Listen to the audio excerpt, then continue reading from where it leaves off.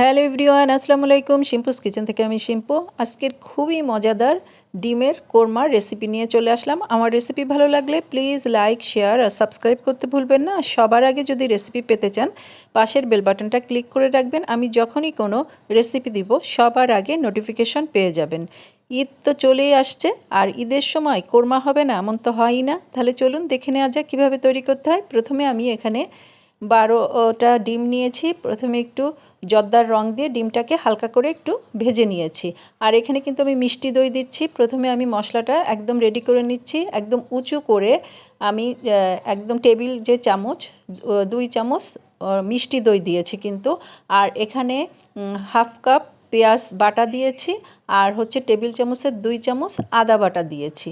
আর এখানে কিন্তু কোরমা কিন্তু সাদা সাদা হয়, বেশি একটা মশলা লাগে না। এখানে দারচিনি, এলাচ, লং আর হচ্ছে লবঙ্গ, তেজপাতা দিয়ে দিলাম। আর এখানে কাশ্মীরি যে মরিচের গুঁড়াটা সেইটা অল্প একটু দিয়েছি কালার আসার জন্য। আর লবণ দিয়েছি প্রায় টেবিল চামচের 1 চামচের মতো। সব মশলা কিন্তু এখন আমি মাখিয়ে নিব। আর আমি কিন্তু পেঁয়াজ বেরেস্তাটা আগেই করেছি। আর পেঁয়াজ বেরেস্তা যখন করবেন ঘি আর তেল একসাথে দিয়ে কিন্তু পেঁয়াজ বেরেস্তাটা করতে হবে। ঘি না দিলে কিন্তু কোরমার যেই মানে খুব ভালো একটা ফ্লেভার সেটা কিন্তু কখনোই আসবে না।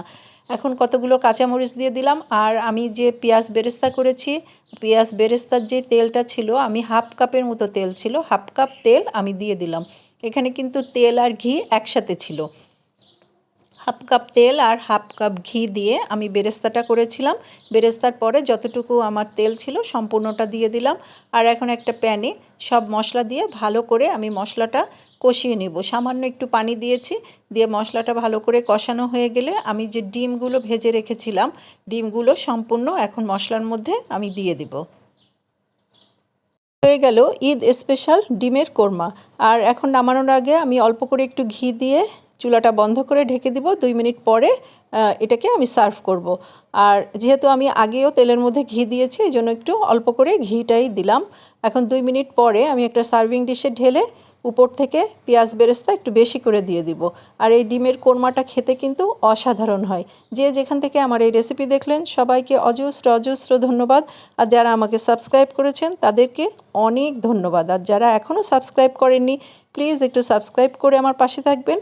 আল্লাহ হাফেজ, ঈদ মোবারক।